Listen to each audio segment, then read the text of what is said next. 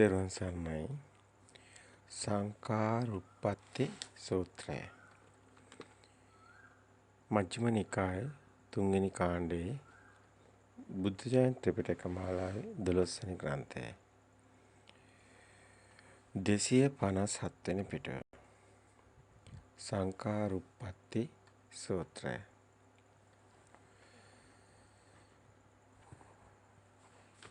මේ සත්‍යය මරණින් මත්තේ උපදින ආකාරය මේ සූත්‍රය තුළින් ඔබට දකින්න ලැබෙනවා. මේ 31 ලෝක ධාතුවම අපි කිව්වා සිත තුළින් දකින්න කියලා. ඔව් මේ 31 ලෝක ධාතුවම අපේ සිතේම ඒ සංඥාවේම ඒ සුකුම ස්වභාව ඒ සංඥාවේම ස්වභාව 31ක් බව අපි මීට කලින් පැහැදිලි කරා. මේ 31 ලෝක ධාතුවම තමන්ගේම සිත තුළින් සිතේම ස්වභාවයන් ඒ ස්වභාවයන්ම ඒ සංඛාර ලෝකයේ ගැන අපි මීට පෙර ඔබට අවස්ථා කීපයකදීම විටින් විට පැහැදිලි කරා. මේ සංඛාර උප්පත්ති සූත්‍රය තුලත් ඔබට දකින්න ලැබෙන්නේ ඔබේම සිත තුළ ඔබගේම සිත තුළ සිතේම ස්වභාවයන් මේ ලෝක 31ක ස්වභාවයක් ඉස්මතු කරන බව. ඒ ස්වභාවයයි ඔබගේ භව කතරට හේතු වන්නේ. ඔබ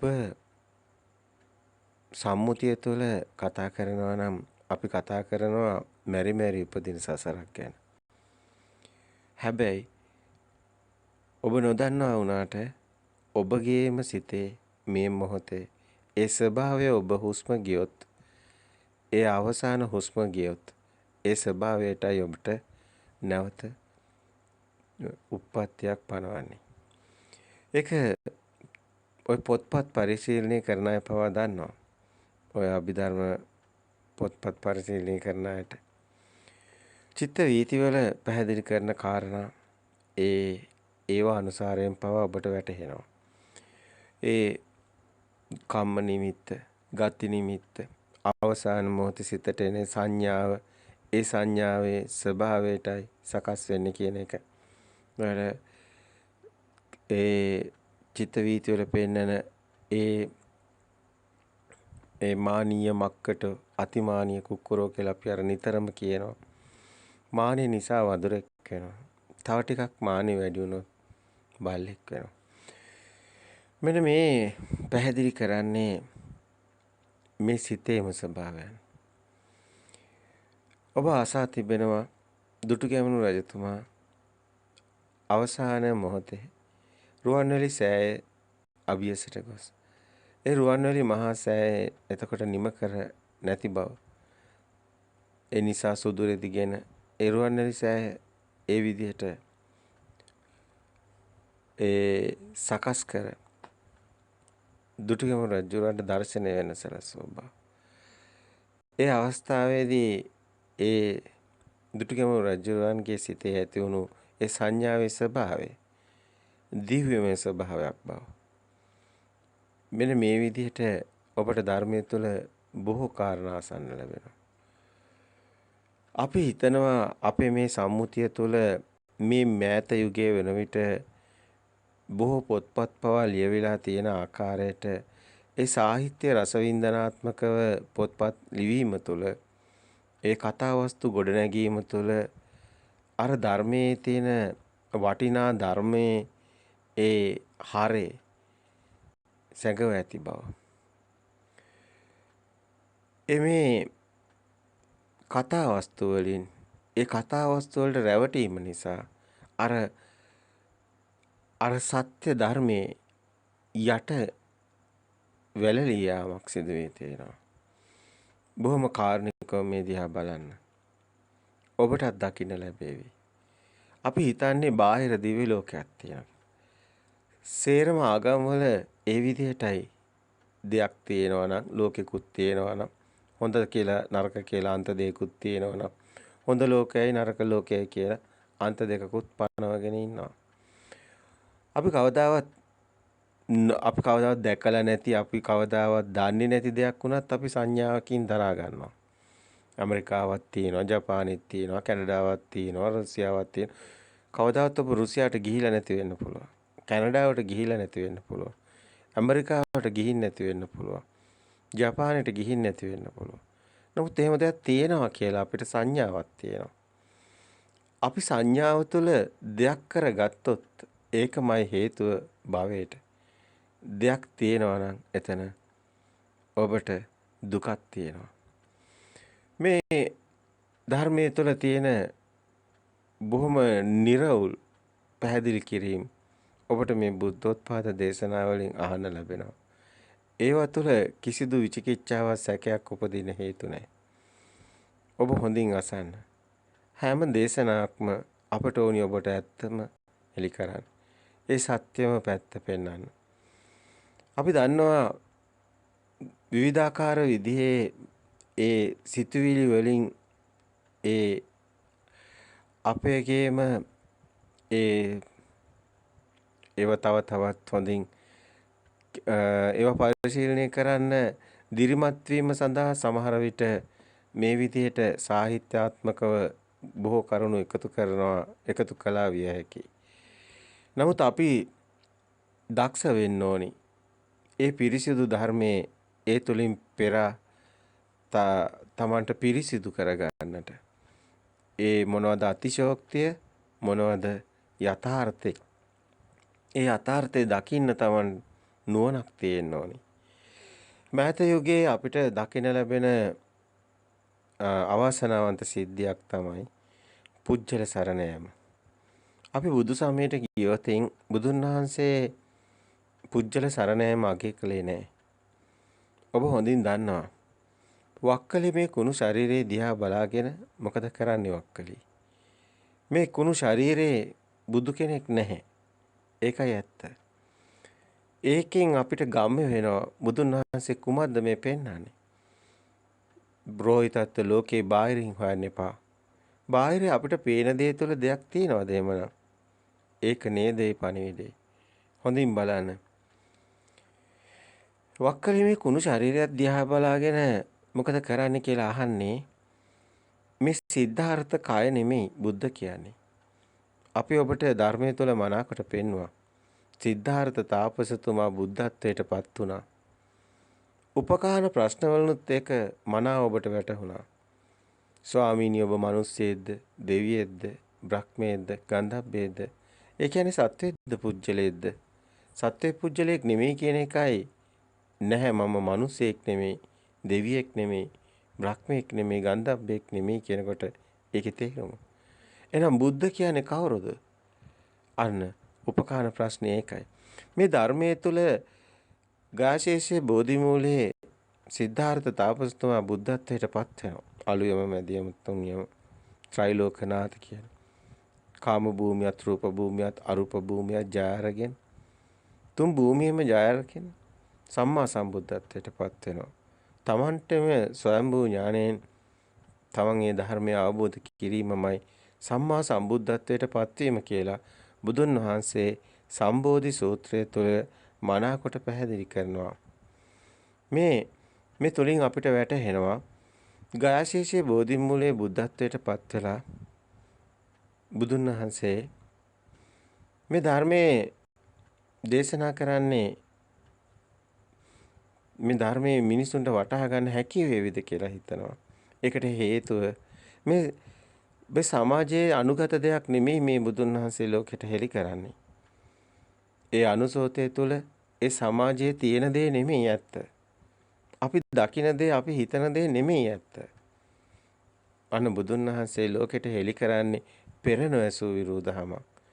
පුබ්බේ අනුසුතේසු ධම්මේසු මේ පෙර නොඇසූ විරුදහම. කුමද්ද මේ පෙර නොඇසූ විරුදහම? අර උපක බුදුන් වහන්සේ මේ ධර්මයේ වටහා ගන්න ඇත්තටම මේ මිනිස්යාට හැකි වේවිද කියන මෙන්න මේ තරම්ම මේ ගැඹුර පෙන්නනවා බුදුන් වහන්සේ ඒ ඒ සකස් වුණු සංඥාව තුළම මේක වැටහෙවිද කියන. ඒ නිසාම තමයි බුදුන් වහන්සේ හොයන්නේ ගුරුවරු. මොකද වුන් මහා ප්‍රඥයින් විදියට යමක් දියුණුවක ලැබලා හිටපු අය. නමුත් ආරාකාම උද්දක රාමපුත්‍ර ජීවතුන් අතර නැති බව. ඉන්පසු පස්සක තවුස හොයාගෙන යනවා. පස්සක තවුස බුදුන් වහන්සේ හොයාගෙන යන ගමනේ ඒ ගුරුවරුන් හොයාගෙන යන ගමනේ බුදුන් වහන්සේට උපක විතරක් මුණ ගැහුණා වෙන්න බෑ. තව බොහෝ අය මුණ ගැහෙන්න ඕනි.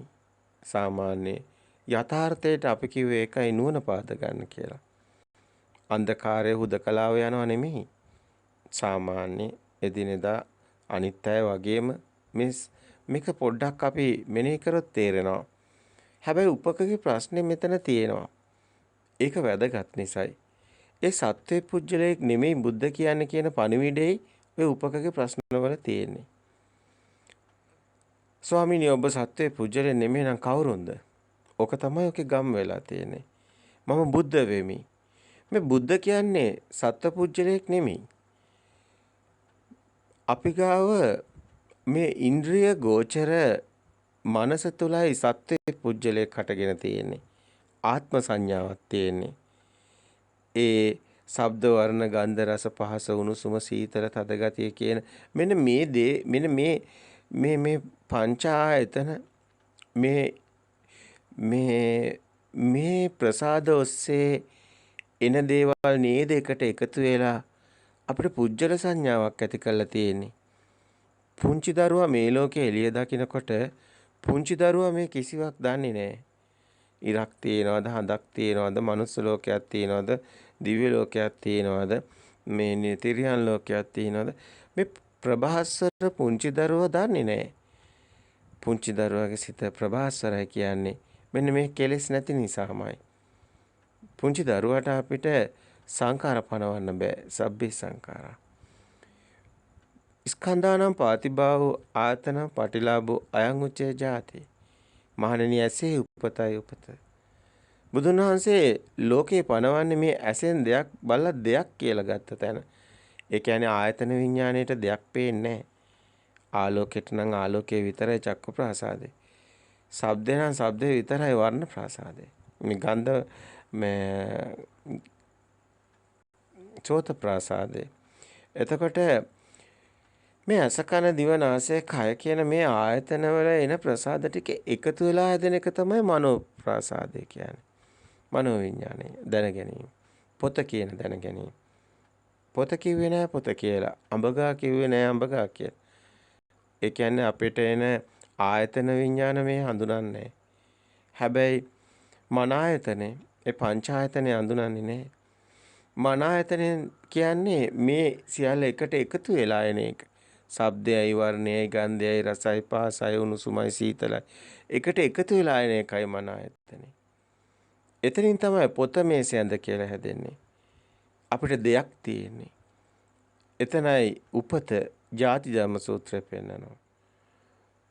ඇසේ උපතයි මහණෙනි උපස. ඇසින් බලලා දෙයක් කියලා දකිනවනම් එතනයි කෙලෙස් හටගන්නේ.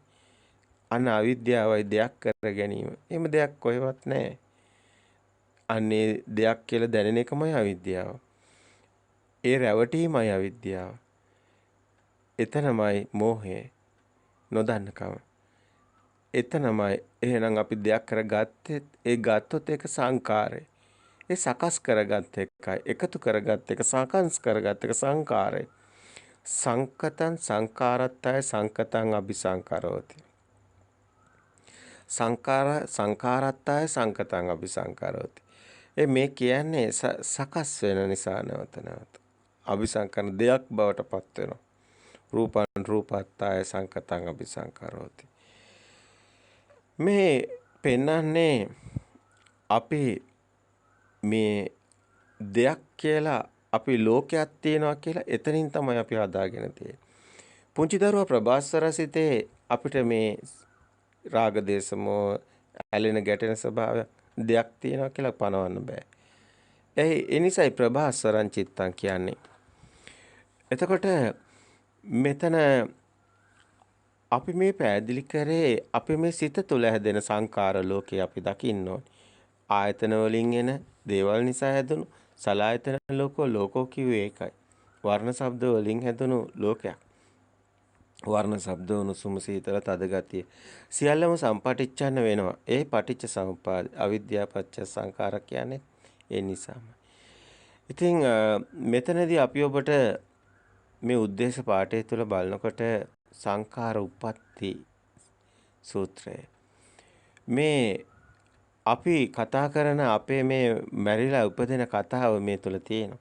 සෑම ලෝකයක් ගැනම මේ සූත්‍රය තුල සඳහන් වෙනවා.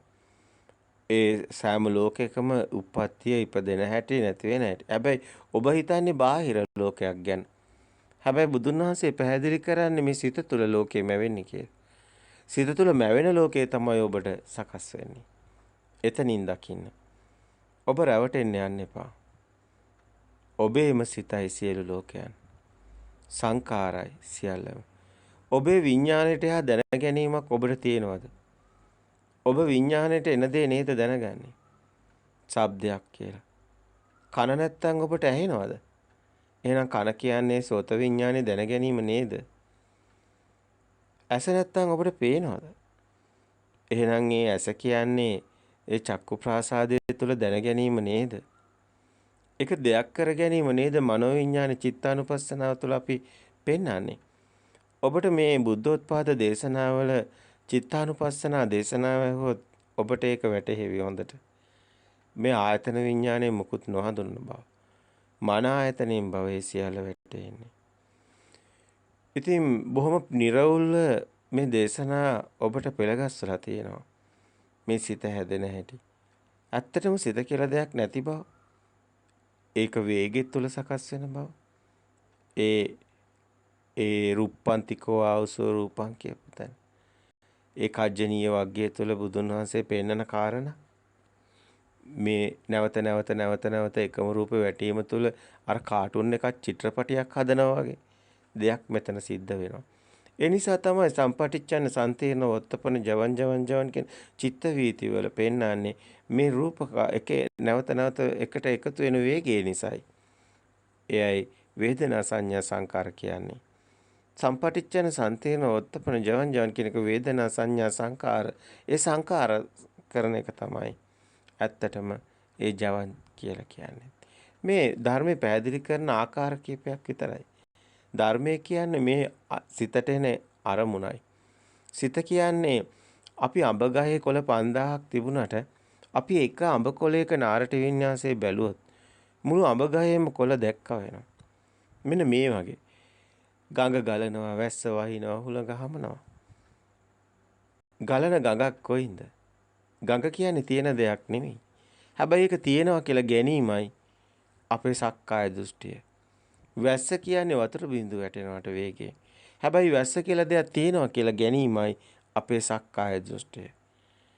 හුලඟ කියන්නේ වේගයට හමනවට.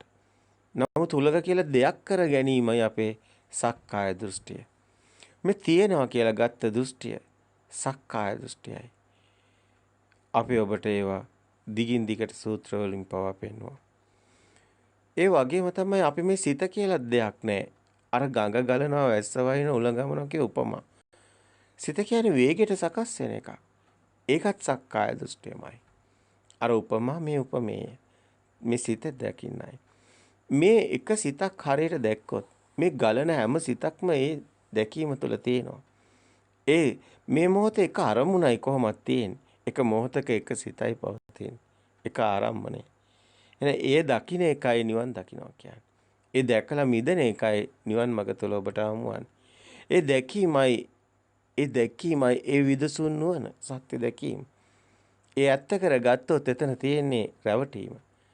ඒ සත්‍ය දැකලා මිදෙනවා කියන්නේ යථාභූත ඥානය කියන්නේ සිත හැදෙන හැටි දකින්න එකයි. ඒකට යෝනිසෝ මනසිකාරයේ මේ සිත එන අරමුණ ඒ මොහොතේම ඒ පෙරපසු නොවි දකින්න යෝනිසෝ මනසිකාරයේ තියෙන්න ඕනි. යථාභූත ඥානය යෝනිසෝ මනසිකාරය ඔබ මේ සිතේ සත්‍ය දැකෙන තැන ඔබට එන චන්දරාගේ ඇලෙන ගැටෙන ඒ ආත්මීය දැනීම දිය කර හරිනවා.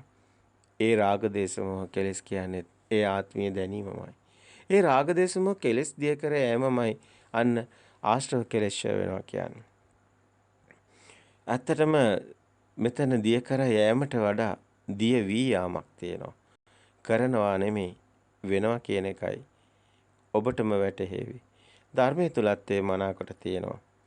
මේ සූත්‍රවල ඇත්තටම ධර්මයේ තියෙනවා. හැබැයි ඒක දකින්න මහා නුවණක් ඕනි. අපිට ගොඩක් වෙලාට දකින්න ලැබෙන්නේ පරිවර්තන විදිහට වචන පරිවර්තනය කරලා තියෙන එක. ඒක ධර්මය අවබෝධයෙන් කවුරුනෝ පැහැදිලි කළ යුතු වෙනවා. ධර්ම අවබෝධ කරගත්ත අයෙකුට පමණයි. ඒනම් කළ හැකි වන්නේ. ඒ තමයි අති දුර්ලභ අති සියුම් කාරණාව. හයි ඉතින් හොඳ නුවණින් දකින්න මමත්වයේ ඉස්මතු නොකරන තැන ආත්මයේ ගිලිහෙන තැන ඒ නිවන් මඟ හමුවන තැන. අපිට මේ සූත්‍රය තුළ සිත තුළ 31 ලෝක ධාතුව සකස් වෙන ආකාරය. මීට කලින් අපි පැහැදිලි කරා ඔබට මේ සංඥාවේ ස්වභාවය මේ 31 ලෝක ධාතුව සකස් වෙන ආකාරය. අපි මෙතනදී අපි බලමු බුදුන් වහන්සේ මේ පැහැදිලි කරන පිටු කීපයක දීර්ඝ පැහැදිලි කිරීමක් තියෙනවා. 257 වෙනි පිටුවේ. සාමාන්‍ය අනිත් සූත්‍රවල වගේම ඒවම් මේ සුතං කියලා මම මෙසේ අසන ලද කියලා ඒ විදිහටමයි සූත්‍රය පටන් ගන්න. ඒවම් මේ සුතං ඒතං සමයං භගවා සහවත්ත්‍යා විහෙරති 제තවනේ අනාථ පිණ්ඩිකස්සාරාමි තත්‍රකෝ භගවා බික්ඛු ආමන්තේ බික්ඛවෝති බදන්තේන තේ බික්ඛු භගවතෝ පච්චසෝ සුං භගවා ඒතදවෝච මා විසින් මෙසේ අසන ලද එක් කලක භාග්‍යවතුන් වහන්සේ සවැත් නුවර සමීපයේ අනේ පිඬු සිටුහුගේ දෙව්රම් වෙහෙරේ වැඩ වාසය කෙරෙති. එකල භාග්‍යවතුන් වහන්සේ මහණෙනි මහණුන් ඇමතුසේක. වහන්සේ ඒ මහණ වූ භාග්‍යවතුන් වහන්සේට පිළිවදන් දුන්න. භාග්‍යවතුන් වහන්සේ තෙල සංඛාරුප්පති සූත්‍රේ වදාළේ. සංඛාරුප්පත්තිං වෝ භික්ඛවේ දේසිසාමි තං සුනාත සාදුකං මනසිකරෝත වාසිස්සාමිති එවං බන්තේ කෝතේ භික්ඛෝ භගවතෝ පච්චසෝසුං භගවා ඒතදවෝච මහණෙනි තොපට සංඛාර උප්පත්ති දෙසමි ඒසව එයාසව මනාකොට මෙනෙහි කරව කේමි වදාළ කල වහන්සේසේ ඒ මහණ වූ භාග්‍යවතුන් වහන්සේට පිළිවදන් දුන්නා. භාග්‍යවතුන් වහන්සේ තෙලවදාළසේක. මේ විදිහට කියාගෙන ගියොතින් දීර්ඝ පැහැදිලි කිරීමක් ඔබට අහන්න ලැබෙනවා. හැබැයි අපි ඔබට මේ හරය බොහොම ලඝුකට කෙටි කර දක්වන්න උත්සාහ කරනවා. මේ 31 ලෝක ධාතුවම පැහැදිලි කරනවා බුදුන් වහන්සේ මේ සූත්‍රය තුළ. ඒ වගේම තමයි මේ 31 ලෝක ධාතුවේ සකස් වන ආකාරයත් ඉම්මිදන ආකාරයත් පැහැදිලි කරනවා. නිවන් දකින්න යෝගාවචරයේ ලෝක මේ භවය පතන්නේ නැති බව අපි මීට කලිනුත් පැහැදිලි කරා. භව නිරෝධයක් දැකීමයි බෞද්ධ කියන්නේ. මේ මොහොතේ සිතට එන අරමුණ දෙයක් කරගත්තොත් අනෙතන දෙයක් තියෙනවා නම් භවයක් තියෙනවා. පොත මේසේ ඇඳ ඉර හඳ ගහකොළ දුව පුතාගේ දොර සේරම තියෙනවා කියන්නේ භවයේ තියෙනවනේ. එහෙමනම් එහෙම දෙයක් බාහිර හම්බෙන්නේ නැත්තම් ඒවා සිතුවිලි නම් අපි දන්නවා මේස කියන්නේ ශබ්දයක්. නමුත් ඒකට හැඩතලයක් අපිට ගාව තියෙනවා. අනේ එතනයි විඥාන මායාව. මනෝ විඥානේ මේ චිත්තානුපස්සනාව තුළ ඒ අපි හදාගත්ත චිත්තේ අපි විවිධාකාරයට මේ පැහැදිලි කරනවා. ආයතන වලින් එන ප්‍රසාද ටික එකතු වෙලානේ මේ දැනීම ඇති වෙන්නේ දැන ගැනීම. ශබ්ද තරංගයි වර්ණ තරංගයි මේ දැනීම් තරංග එකතු වෙලා චිත්ත තරංගයක් හැදෙනවා කියලා. ඒතර ශබ්ද තරංගය වර්ණ තරංගය තමයි ප්‍රකට වෙන්නේ දිට්ඨ සුත. මුතත් හැබැයි තියෙනවා. නැහැ නෙමෙයි අර ආයතන නැත්නම් ඒ ආයතන වලින් ක්‍රියාත්මක වෙනවා. ඒ ආයතනයි ප්‍රකට වෙන්නේ. හැබැයි මෙන්න මේ විදිහටම මේ එකට එකතු වෙන එක තමයි මනෝවිඤ්ඤාණය කියන්නේ. එතනින් තමයි අපි වේදනා සංඥා සංකාර විඤ්ඤාණ කියන ස්කන්ධය ගැන කතා කරන්නේ. පස්ස කියන්නේ මනස කියලා දෙයක් කොහෙවත් තියෙනව නෙමෙයි. මේ මොළය ඇතුලේ මේ මස්තිෂ්කයේ තියෙන දෙයක් මේක පැහැදිලි කරනවා නෙමෙයි. මෙතනම මේ මොහොතේම පෙරපසු නොවි ඇති වෙන නැති වෙන ධර්මයක් මේ. අපිට ආරම්භනේ එනකොටම ආලෝක හැඩතලේ ඒ මොහොතේම ප්‍රසාදය තුළ එතනම වේගවත් සිද්ධියක් පේනවා කියන එක. එතනමයි සකස් වෙන්නේ. අවුත්වා සම්භූතං උත්තානම් භවිස්සති. පෙර පසු නොවි එතන මේ මොහොතේම පෙර නොතිබීමට කියන්නේ ඉතුරු නැතිවම නිර්ත වෙනවා. මෙතන දකින්න මේ මොහොතේම එතකොට මේ වේදනා සංඥා සංකාර කියන්නේ එතන දැනීමයි වේදනාව. ඒ දැනීමයි වේදනාව. ඒක පෙන්වන්න වෙන්නේ සංඥාවකින්. ඒ සංඛාර කියන්නේ සියල්ල එකට එකතු වෙන එකයි. ඒතකොට එතනමයි විඥාන මායාව දැන ගැනීම. මනෝ විඥාන කියන්නේ කොහෙවත් තියෙන දෙයක් නෙමෙයි. මේ සේරම අපි මේ ආත්මීය දැනීම කෙනෙක් පුජ්‍යලයක් සත්වයක් කියලා හැදෙන ආකාරය අපේ රැවටීම පෙන්වන්න අපි කියන්නේ අර සිස්ටම් එකක් මේක හදන රටාව ඉදිරිපත් කරන එකක් තියෙන. ඒක තමයි මේ ධර්මයේ තුල ඔබට පේන ඒ සූත්‍ර වලින් ඉදිරිපත් කරලා තියෙන බුදුන් වහන්සේ මෙන්න මේ ආකාරයට මේ අපිට දැනීම ආත්මීය දැනීම ඇති වෙලා තියෙන සත්වයේ පුජ්‍යලයක් විදිහට අපි රැවටිලා ඉන්නේ මෙන්න මේ ආකාරයට කියන එක. ඒක දකින්න මහා නුවණකින්. මේ ධර්මයේ අතබුලක්සේ කෙටි කරගන්න පුළුවන්. හැබැයි ඒ අවබෝධය තියෙන කෙනෙකුට විතරයි. එහෙම නැත්නම් ඔබට විසිරෙනවා හැම එකම. ඔබගේ තියෙන දැනුම් පරාසෙට ඔබ තර්ක කරනවා.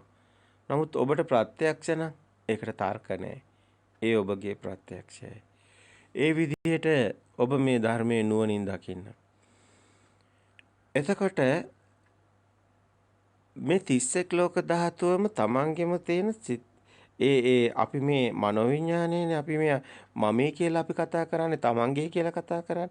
හොඳින් දකින්න. මේ අපි මමේ කියලා කියන්නේ කයට නෙමෙයි සිතටයි. මැරෙන්නේ කයද සිතද?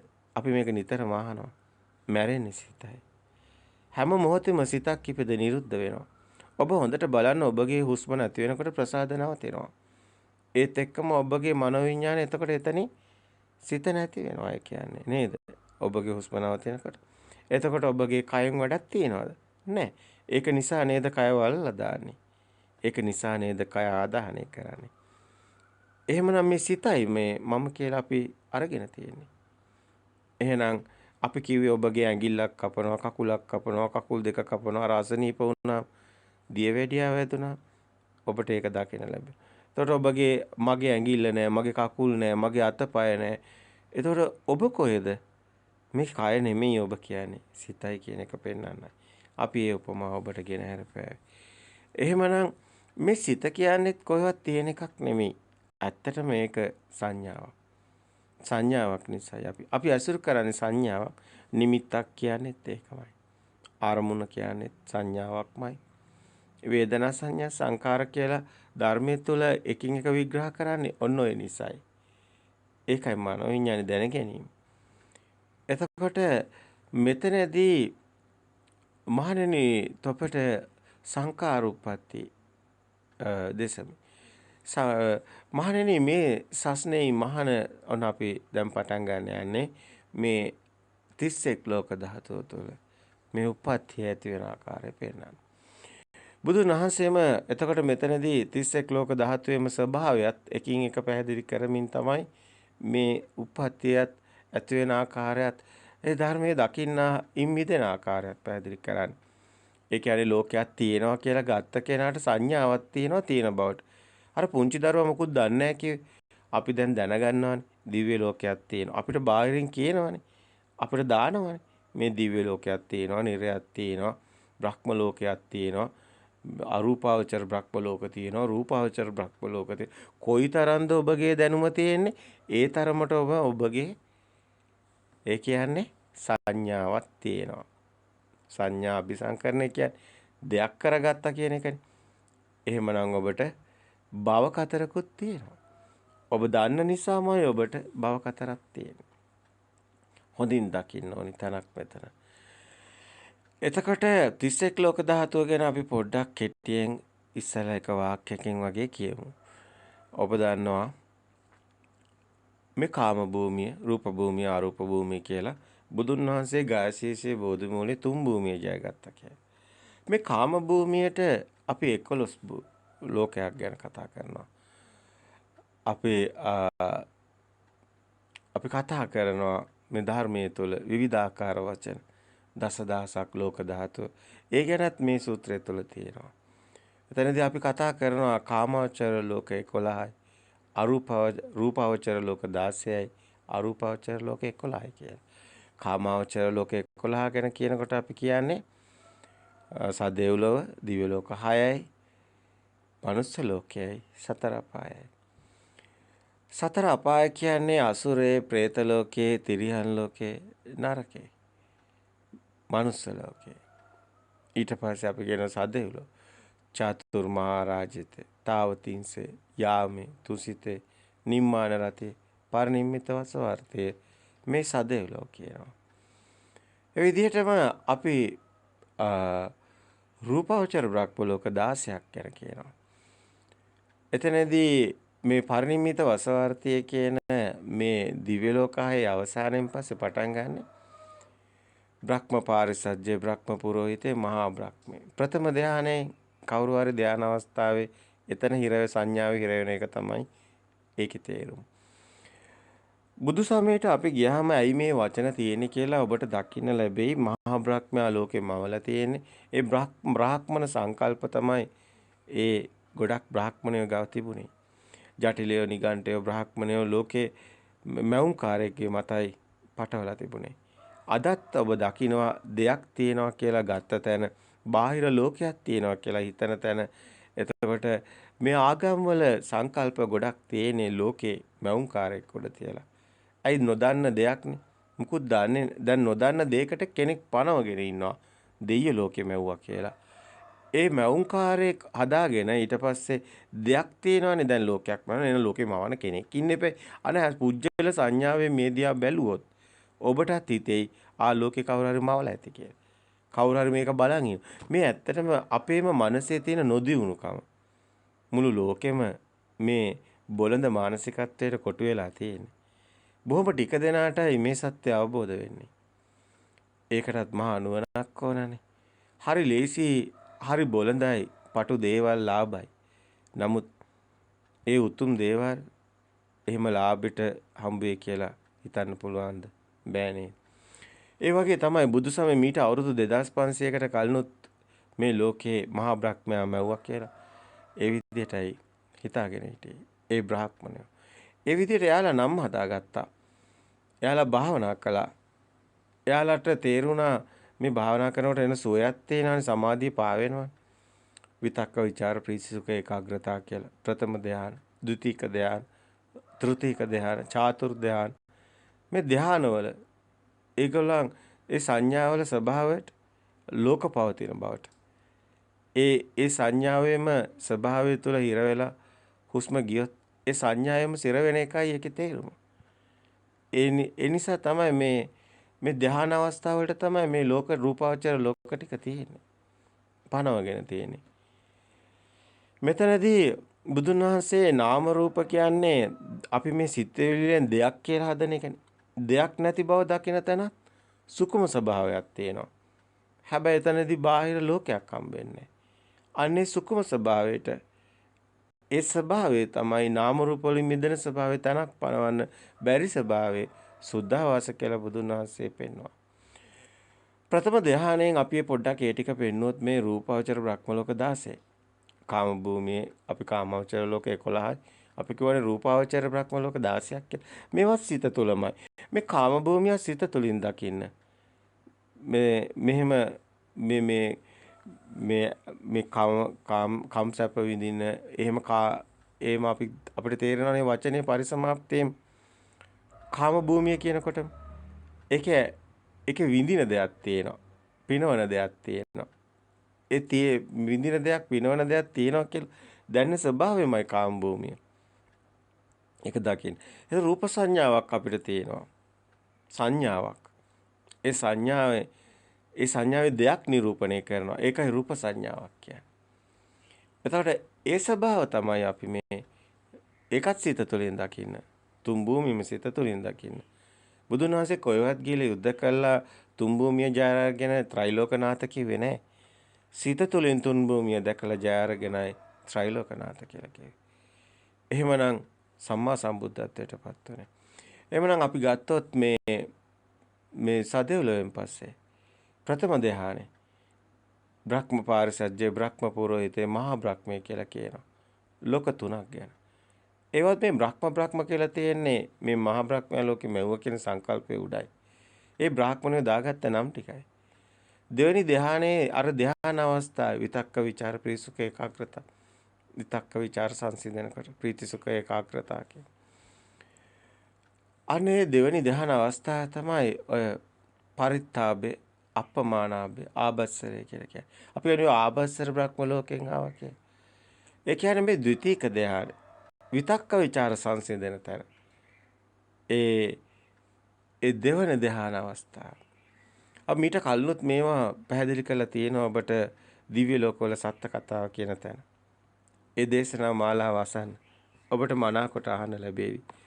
මේ ධ්‍යානවල මේ ලෝකවල ස්වභාවය සිත තුළ සංඥා සුකුම ස්වභාවය තුළ ඒ සකස් වෙන ඒ සංඥා ස්වභාවය.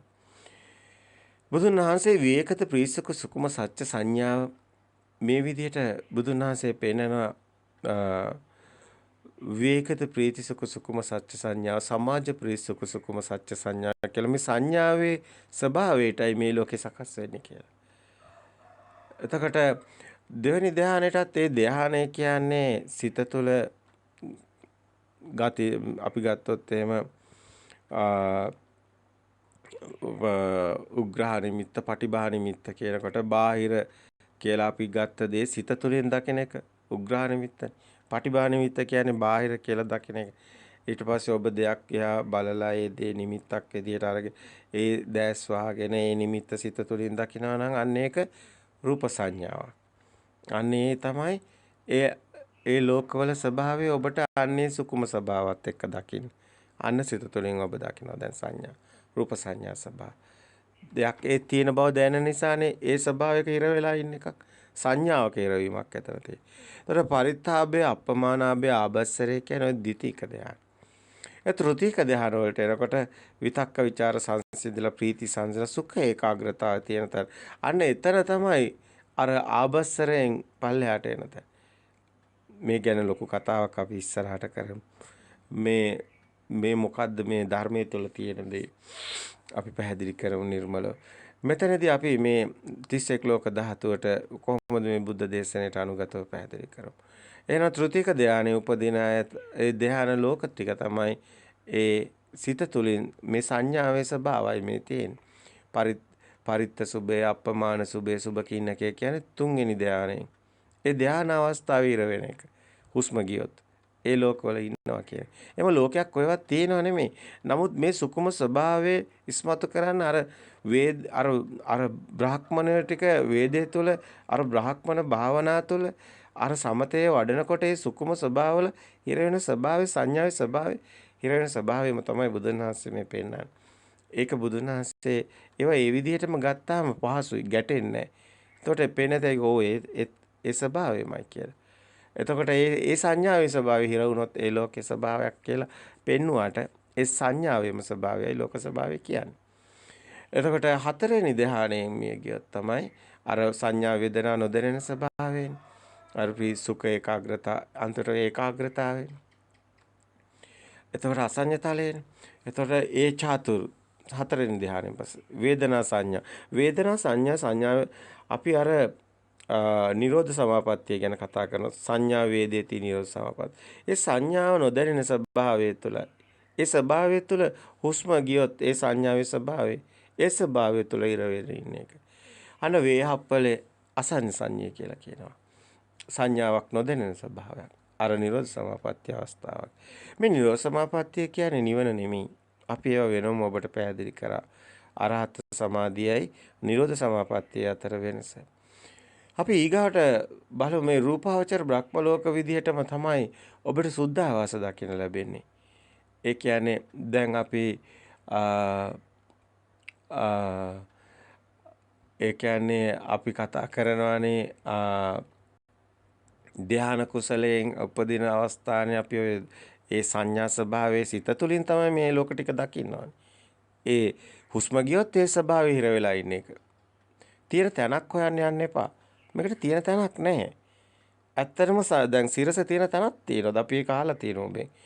දෙරණ තියෙන තැනක් තියෙනවා. හිරු තියෙන තැනක් තියෙනවා. මේවා තරංග ස්වභාවය. අන්න ඒතකොට තියෙන තැනක් නැහැ. අන්නේ ස්වභාවයෙන් දකින්න. දැන් මේ අපි දුරකථනයේ සමහරට කතා කරන එක ඒ පැත්තෙන් මේ පැත්තට කොහොමද එන්නේ? අන්න තියෙන තැනක් පනවන්නේ කොහොමද? දකින්න බෑ. ඉන්ද්‍රිය ගෝචර නැහැ. නමුත් අන්නේ ස්වභාවය ඔබට දැනෙනවා. දැන් ඒරියල් එකක් තිබ්බොත් මෙතන සිරස අල්ලන්න පුළුවන් ටීවී එකේ. එතකොට එතන මේ එන හැමතැනම වෙන යාපනයේත් අල්ලන්න පුළුවන්. අන්න එතන ඒරියල් එක තිබ්බොත් අල්ලන ඕනම තැනක සකස් වෙන ස්වභාවයක්. තියෙන තැනක් පනවන්න බෑ. ඒ ස්වභාවය දකින්න. මේ ලෝකවලත් ඒ ස්වභාවය දකින්න. තියෙන තැනක් පනවන්න බෑ.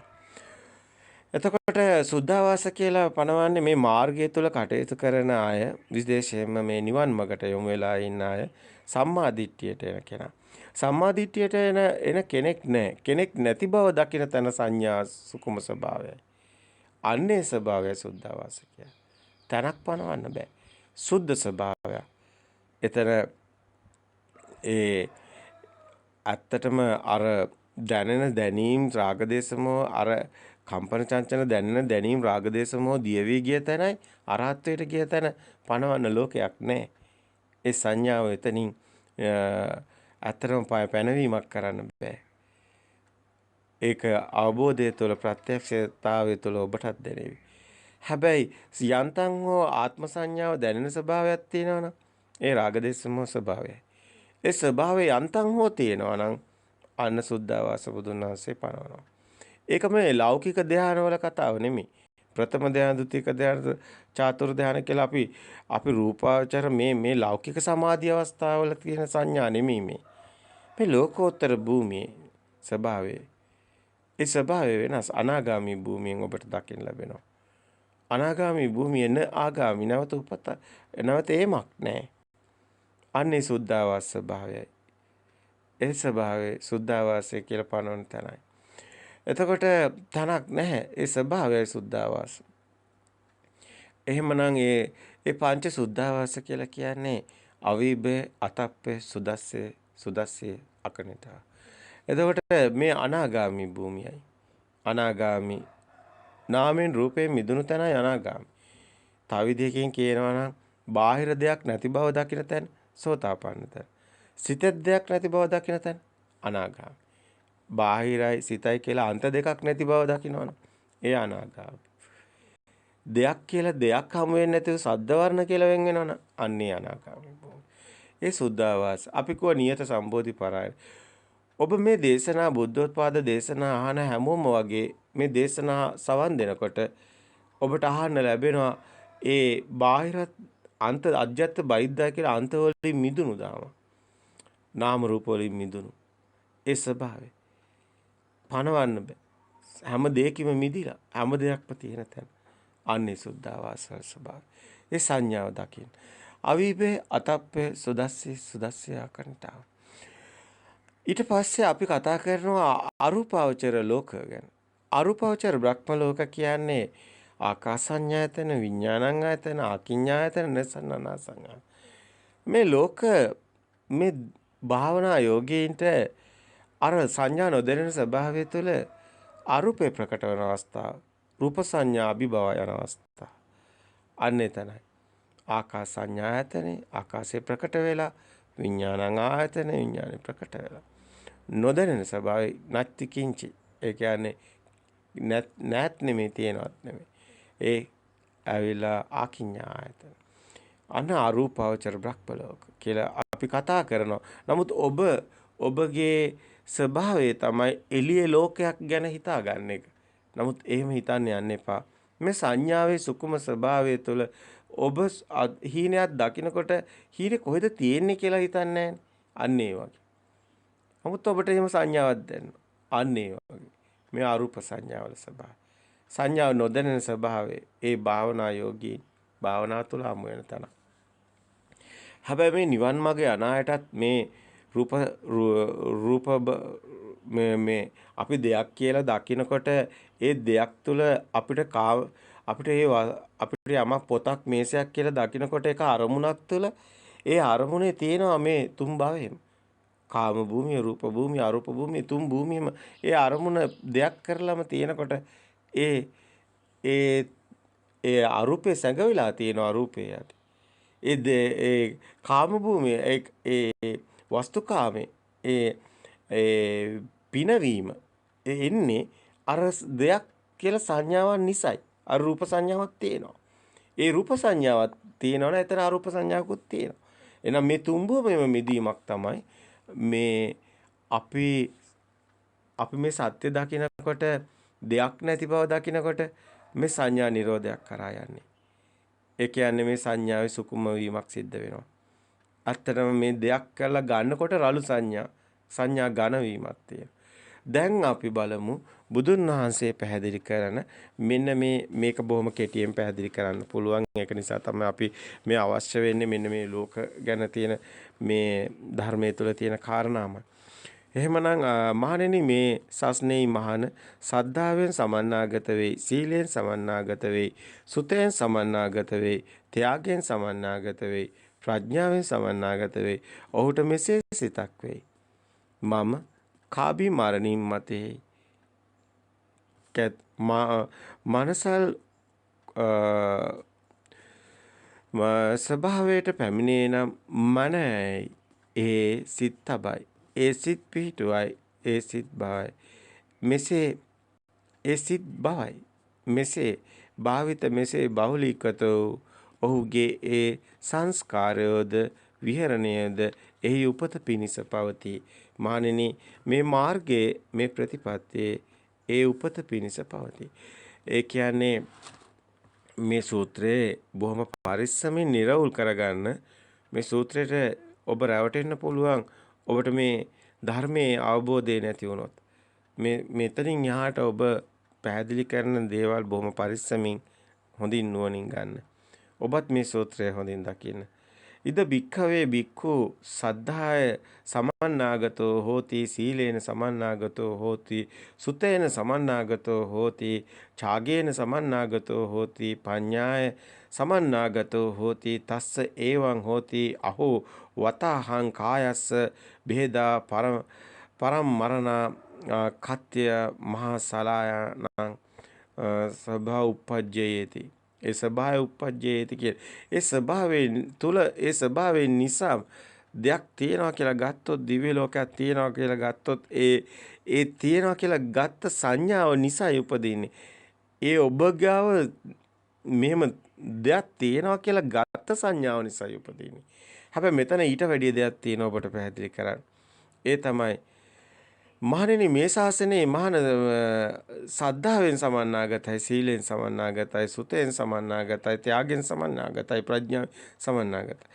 ඔබ දකිනවා පංච ඉන්ද්‍රිය ධර්ම, පංච බල ධර්ම කියන කොටත් සද්ධා, වීර, සති, සමාධි, ප්‍රඥා කියන කොටත් මේ සද්ධාව සත්‍ය දකින සද්ධාවක්. මේ සද්ධා වීර, ඒ සත්‍ය දකින ගන වීර, සතිය, ඒ අනිමිත්ත සමාධිය තුළ උපදින සතියයි. ඒ සිතට එන අරමුණට සත්‍ය දකින්න කෙනාට නිමිති ප්‍රකට වෙන්නේ අනිමිත්තයි. ඒ ශුන්‍යතයි අප්‍රණීතයි. ඒ තුල යන මගයි ප්‍රායෝගිකව ඔබට පංච ඉන්ද්‍රිය ධර්ම හම්බ වෙන්නේ. ඒ කියන්නේ ඔබ සිතේ අරමුණේ සත්‍ය දකින්න එකයි පංච ඉන්ද්‍රිය ධර්ම කියන්නේ. සද්ධා කියන්නේ සත්‍ය දකින්න එක. එතකොට අර අමූලිකා සද්දා නෙමෙයි මේ අනිත් ආගම් වල කියන අර රූපයකට වශී වෙලා ඉන්න එක අර විශ්වාසය දෙහිලි වල යදින ඒවා ඒ තියෙන සද්දාව නෙමෙයි මේ. මෙතන තියෙනවා යම් සිල්වත් වීමක්. ඒ සීලය කියලා කියන වචනේ භාවිතා කරනව පමණයි. හැබැයි මේක සාමාන්‍ය සම්මුතිය තුළ අර දේවල් ඇත්ත කරගෙන යන ඒ කතාව නෙමෙයි. දෙයක් නැති බව දකින සීලයක්. ඒ වගේම සත්‍ය දකින සද්ධාාවක්. ඒ වගේම මෙතන සද්ධා සීල එතකොට අපි මෙතන ධර්මයේ තුල දකින්න ලැබුණේ සද්ධාය සමන්නාගතෝ හෝති සීලේන සමන්නාගතෝ හෝති සුතේන සමන්නාගතෝ හෝති. අන්න සුතමේ ඥානෙ සත්‍ය අසා දැනගත් සත්‍ය දැනගත්තා කියන එක සමන්නාගතෝ හෝති. ඡාගේන යන ඒ නිසා ඇති වෙන අතහැරීම ඡාගේන දාන දීම ඒ නිසා ඇති වෙන ඒ